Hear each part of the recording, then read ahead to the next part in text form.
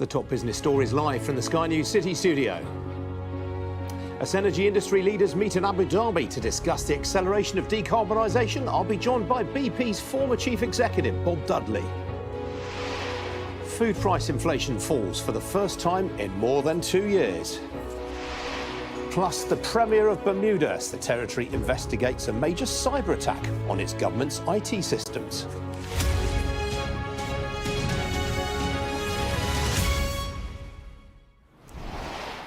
Good morning, this is Business Live with me, Ian King.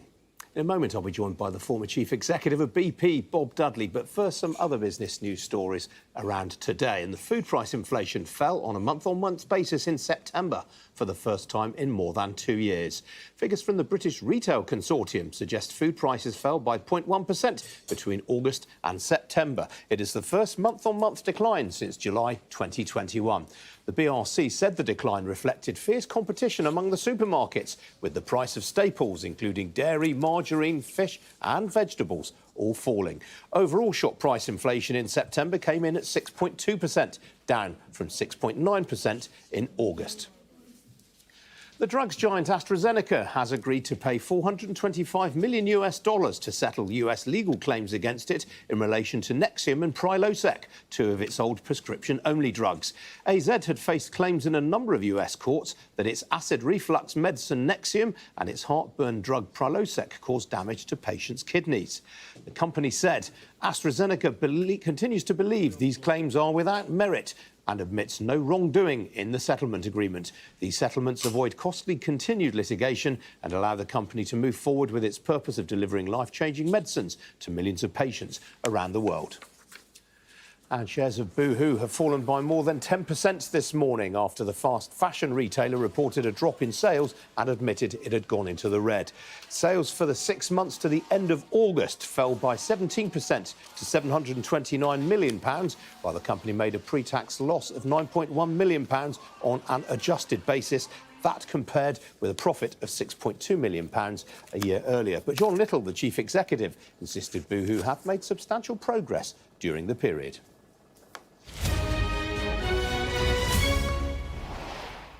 Well, on the foreign exchange market, it's all about dollar strength again this morning. The US dollar is on the point of hitting 150 yen for the first time in a year. Meanwhile, the pound is off by just under 1/5% right now against the greenback, having earlier hit a 6.5-month low.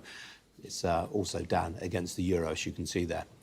On the equity markets, well, last night's positive session on Wall Street was followed by losses overnight for equities in the Asia-Pacific region. You can ignore the figure for Shanghai in the bottom left of the screen there. China closed for its Golden Week holiday.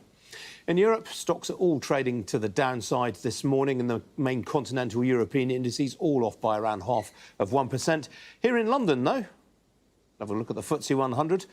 It's in positive territory, up 0.2%. The big dollar earners are coming to the rescue of the index there. The leading blue chip gainers in percentage terms right now, HSBC and Pearson, the education publishing specialist, of course, both of them healthily in positive territory right now. To the downside, Burberry is off by 2.75%. That is on comment from one of the brokers, 2.5% now lower.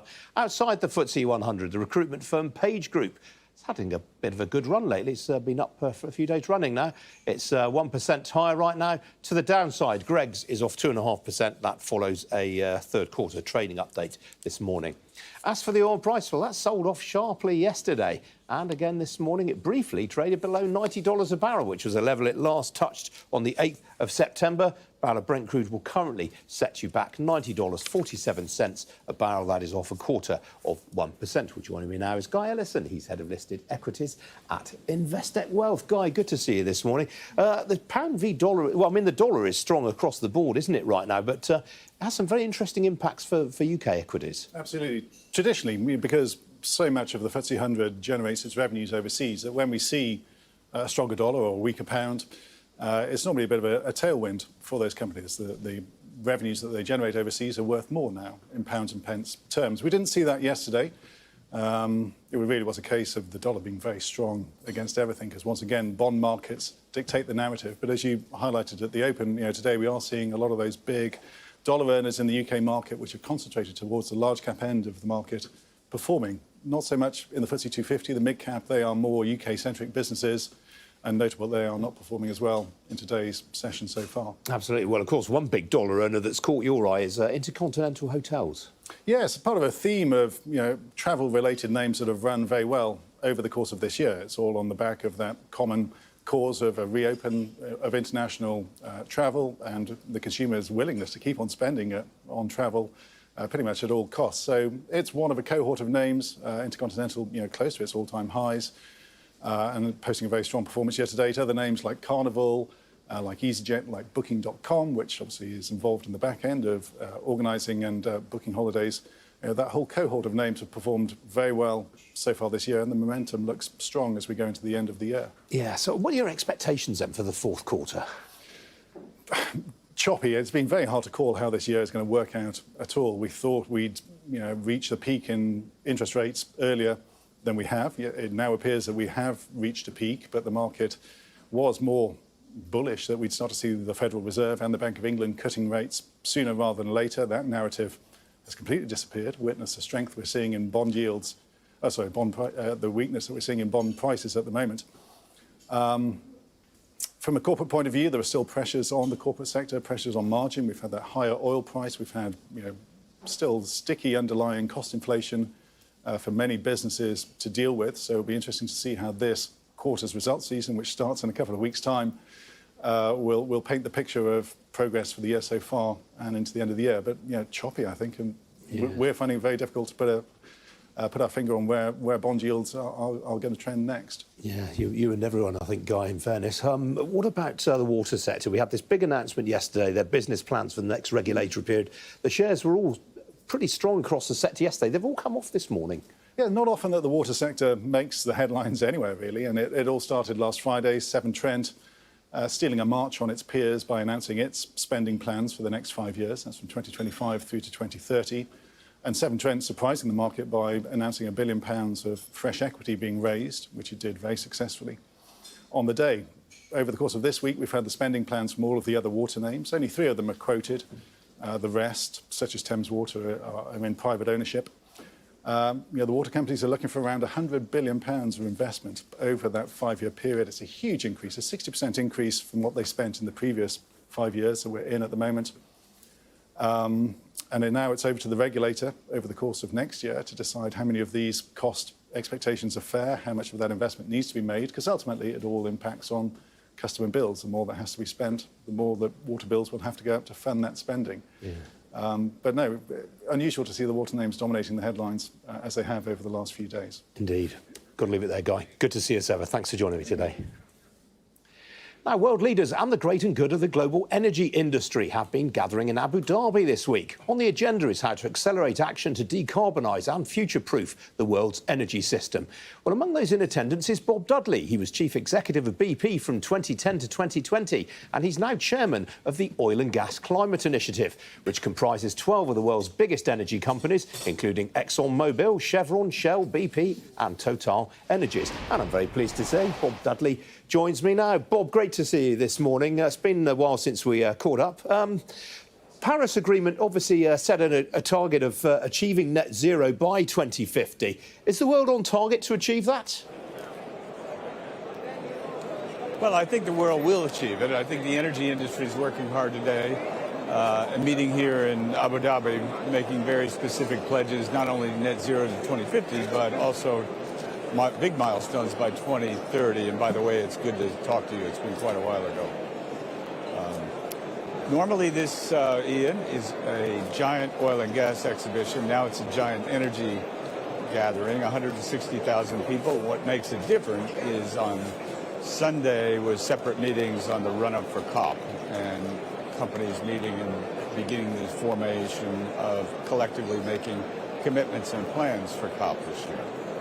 Now, Bob, obviously, when COP26 was hosted in Glasgow, the likes of you and Shell were not invited to the events.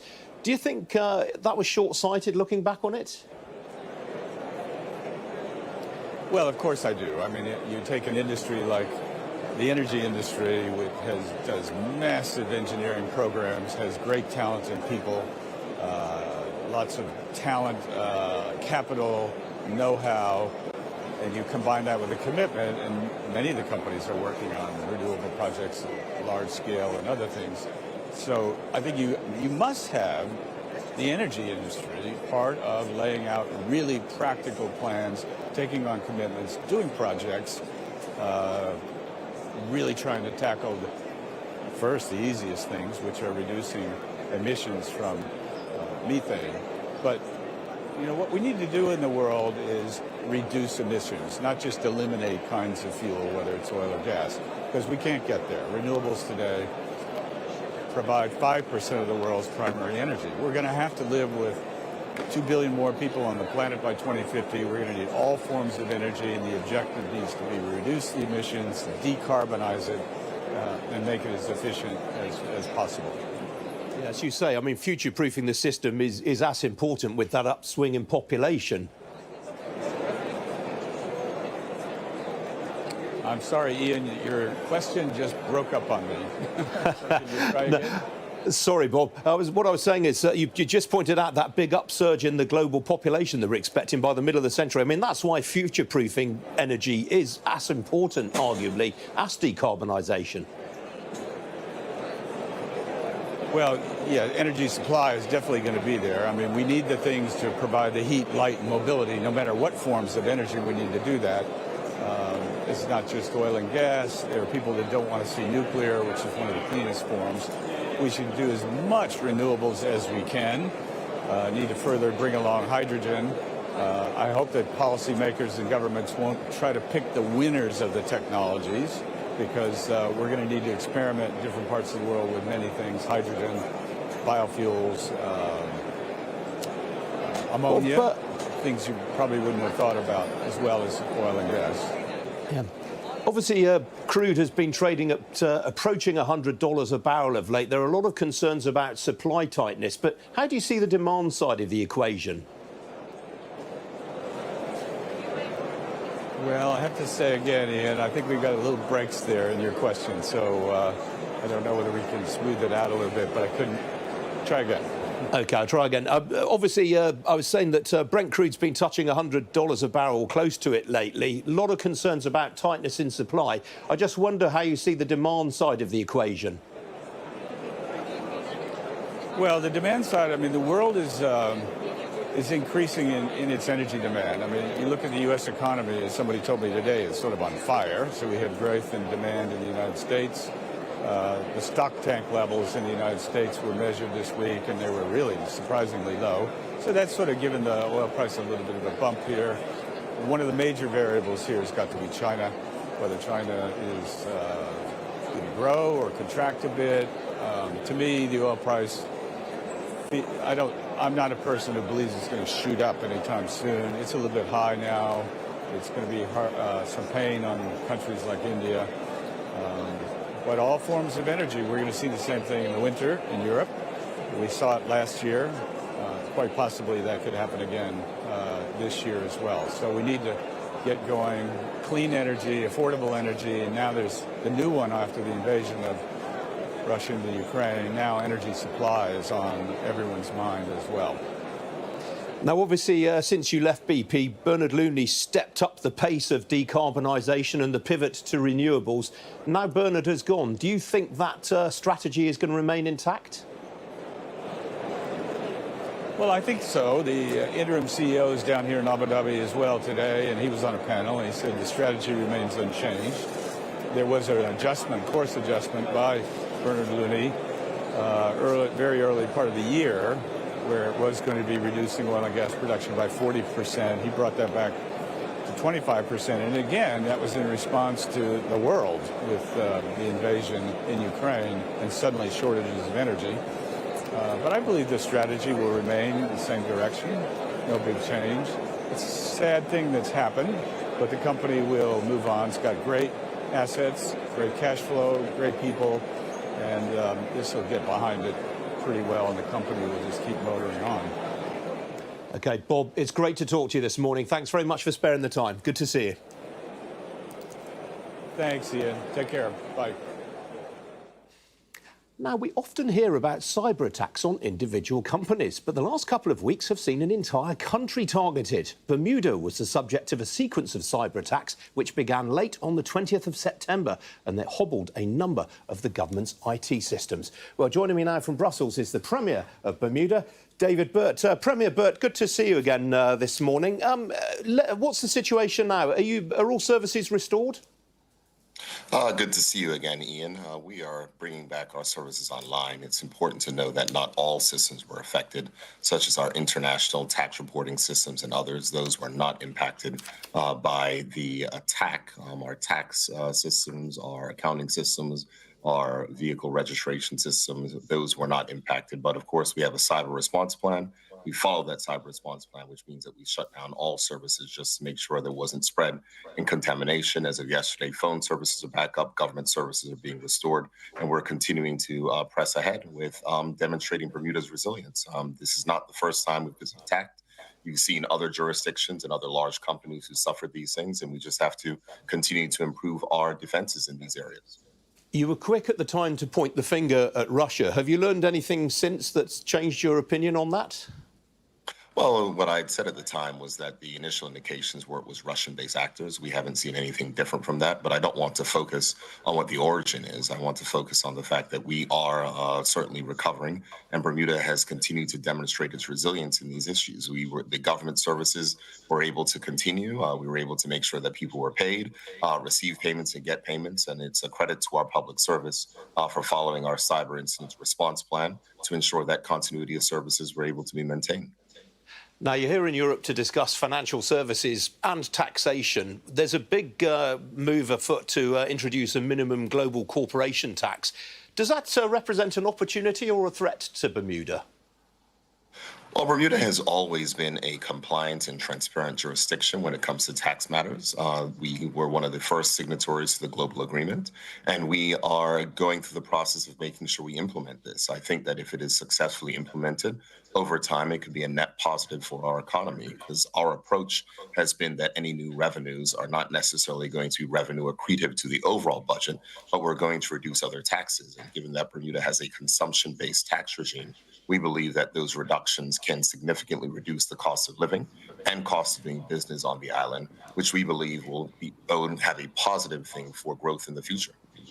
Now, Bermuda's obviously well known for its very strong insurance sector. Where is the sector seeing growth right now? Well, in Bermuda, we are seeing growth in specialty lines, certainly when it's things of like political risk, or certainly the burgeoning cyber insurance sector, where, of course, where there is increasing risk, you'll certainly see that there'll be more types of coverage and people entering that particular market. In addition to those matters on the cyber side, what we've seen is an expansion of our long-term insurance industry as well. And so from that perspective, we are continuing to see growth. During 2020, our insurance industry did not contract, and we've seen the highest and fastest growth in our international business sector in 2021 for 15 years. Are you surprised at the way that demand for insurance and reinsurance just keeps growing? I mean, it's very, very robust. I would say that in a world where there are increasing risks, where there are increasing challenges, companies are looking to make sure that they can have risk transfer to be able to have a little bit more stability for the returns for their shareholders. And so from that aspect, I'm not surprised. But the fact is that Bermuda has always been innovating in risk transfer and ways to help companies manage those particular risks. We call ourselves the world's risk capital for a reason. Over the last 30 years, every new major innovation in insurance has come out of the Bermuda market. We have 15 of the world's 50 largest reinsurers. We write about and provide about half the capacity to Lloyd's of London. We are a robust market and will continue to do so, because people know when you're operating from Bermuda, you are operating with a world-respected regulator who understands the risks and a government that is committed to stability and the growth of the international business sector. Premier Burt, we have to leave it there, I'm afraid. It's great to catch up with you this morning, though. Thanks for joining me. Great to see you again, Ian. Still to come here on Business Live. New plans to help female entrepreneurs with the cost of childcare. Don't go away. A lot of customers, yes, that's the case. And a lot of their customers, the end users, are also demanding that change. And we saw that a lot with the first phase of the plastic ban when plastic straws went. I suppose there is an awareness issue with some customers out there or some of the hospitality market. And as of this morning, they can't use the product that is perhaps left on their shelf as well. So there's going to be an element of people skipping product over the next few days. I think there is an impact. We've seen the price of some of the more sustainable options. So if you take cutlery, the most obvious switch is to a wooden product rather than a plastic product.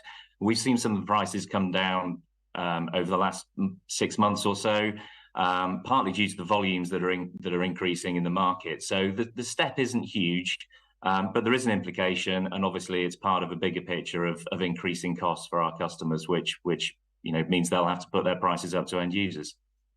A lot of customers aren't sure what is and isn't banned, so we're getting asked quite regularly if plastic pints and halves are now banned. They're not, although I suspect they're on the government's wish list. There are also elements of confusion around, so if you take polystyrene containers, they are banned if you are selling a finished food item in them. However, if you are perhaps a butcher's and you're selling a non-finished product, so raw meat, that's still legal to sell that. So there's potential for some confusion there. One of our other concerns as well is that there are appearing on the market manufacturers and importers rebranding disposable cutlery as reusable cutlery, and maybe making it a slightly thicker product. So that's certainly not within the spirit of the ban. But you might see people trying to get around it to an extent with that.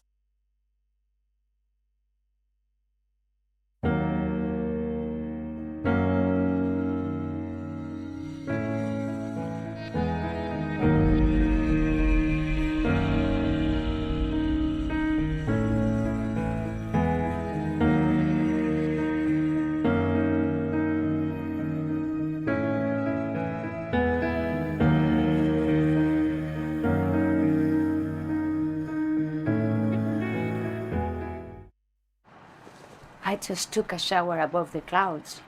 You know why? Because this is the Emirates A380.